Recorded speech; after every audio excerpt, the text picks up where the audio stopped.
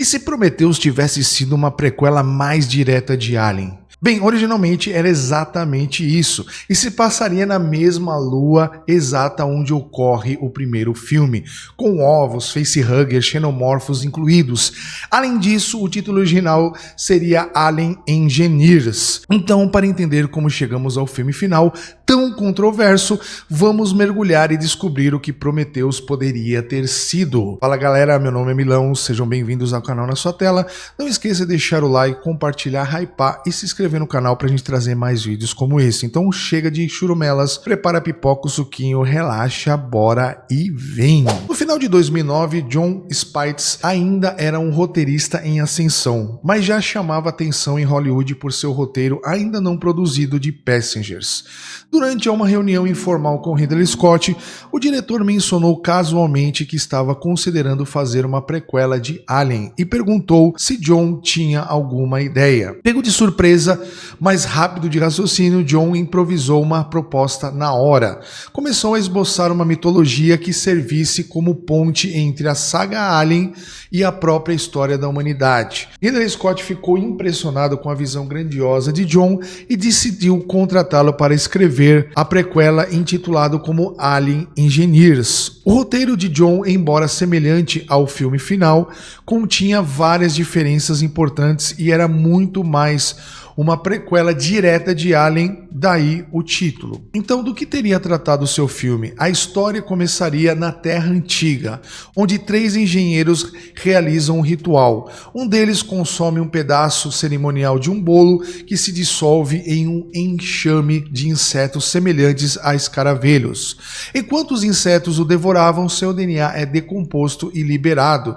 De uma montanha próxima, uma mulher humana primitiva observa os outros engenheiros partirem em sua nave. Aí tendo a doutora Shaw, inicialmente seria chamada de Jocelyn Watts, e o seu parceiro, o professor Holloway. Ambos estariam escavando o fundo do oceano com submarinos quando descobrem um obelisco gigantesco coberto de inscrições alienígenas. De volta à superfície do navio, eles estudam as inscrições e descobrem um conjunto de coordenadas estelares. Levam suas descobertas a Peter Weyland, que está a bordo de uma estação espacial da Weyland Industries, em órbita da Terra. Weyland concorda em financiar a expedição, mas com uma condição. Holloway receberá o crédito científico, mas qualquer tecnologia alienígena descoberta pertencerá ao Weyland. Seu motivo é pessoal. Suas tentativas de terraformar Marte fracassaram e ele deseja desesperadamente uma tecnologia capaz do que chama de o primeiro passo de Deus, criar os céus e a terra.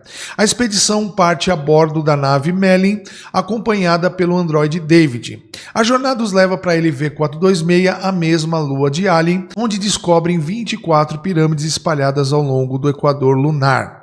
A equipe percebe que não se tratam de túmulos ou templos, mas de máquinas de terraformação. Conclui que antigas civilizações humanas construíram pirâmides imitando seus deuses. Contudo, aqui os engenheiros não são criadores da humanidade, mas sim influenciadores. Dentro de uma das pirâmides, a tripulação encontra estranhas máquinas ao lado dos cadáveres esquartejados de engenheiros, com os peitos rasgados como se algo tivesse explodido de dentro. Em um momento, um alienígena ataca, perfura o capacete de um deles e o mata, enquanto o outro é coberto por um enxame de insetos semelhante aos escaravelhos. Na manhã seguinte, um grupo de mercenários escondidos a bordo de Merlin desperta e toma o controle da missão. A nova equipe retorna às pirâmides em busca da tecnologia alienígena que ajudará o Weyland a terraformar Marte.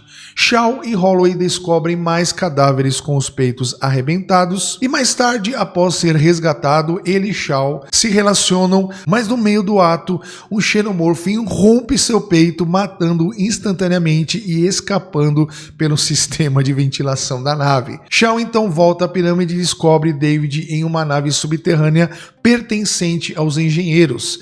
Ele revela que a nave estava a caminho da Terra, carregando versões armadas dos xenomorfos para exterminar a humanidade. Ela acorda um pouco mais tarde e escapa de volta para Melin, onde realiza uma cirurgia brutal em uma cápsula médica para remover o xenomorfo em gestação dentro dela. Claro que é uma cena completamente semelhante ao corte final. Enquanto isso, o outro xenomorfo solto na nave já amadureceu e está massacrando a tripulação. Janek, o piloto da nave, propõe a ação mais lógica: retornar à órbita, ejetar a criatura no espaço e voltar à Terra. Um contraste nítido com as decisões imprudentes da tripulação no filme final. Shaw informa os sobreviventes sobre a verdadeira agenda de David. Ele pretende completar a missão dos engenheiros.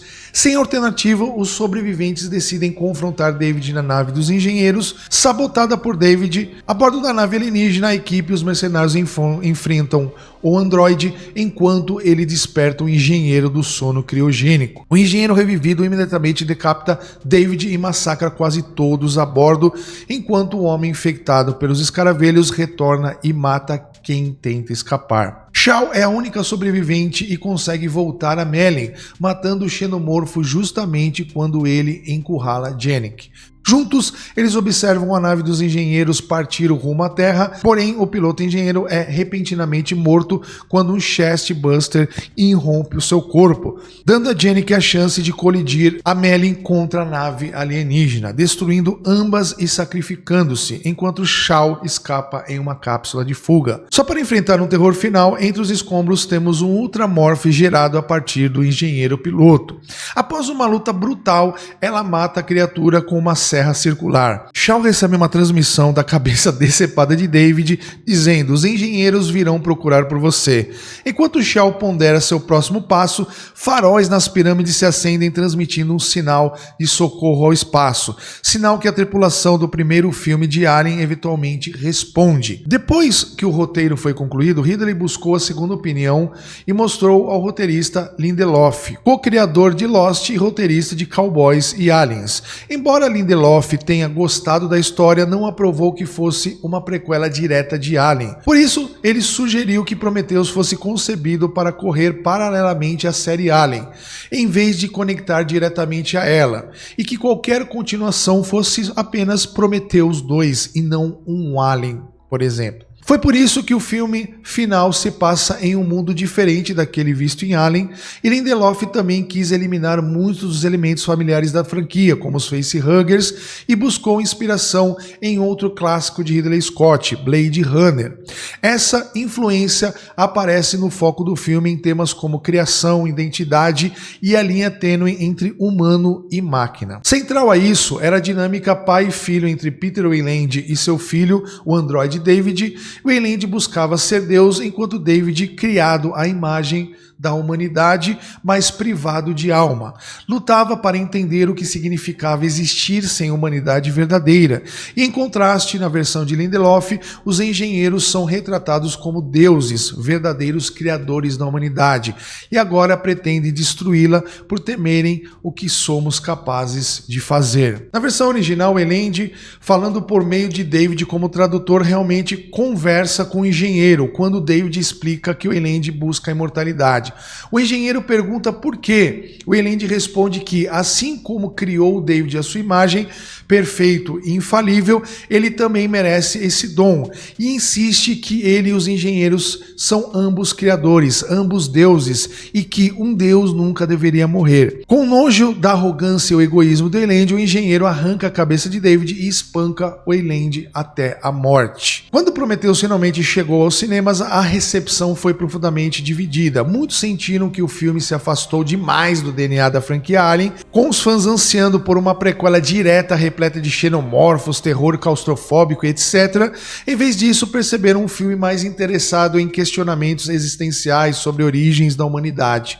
Esse descompasso foi gravado por personagens que frequentemente agiam sem senso comum, uma falha duramente crítica e que constatava fortemente exatamente as decisões mais lógicas e coesas do rascunho original de John, o estúdio também ficou decepcionado. Embora Prometheus tenha sido um sucesso financeiro, não atingiu as expectativas de bilheteria associadas a um filme com um legado de Alien. Pior ainda, as suas escolhas criativas geraram reações negativas. Entre as críticas mais fortes estava a relação de que os xenomorfos eram criações dos engenheiros.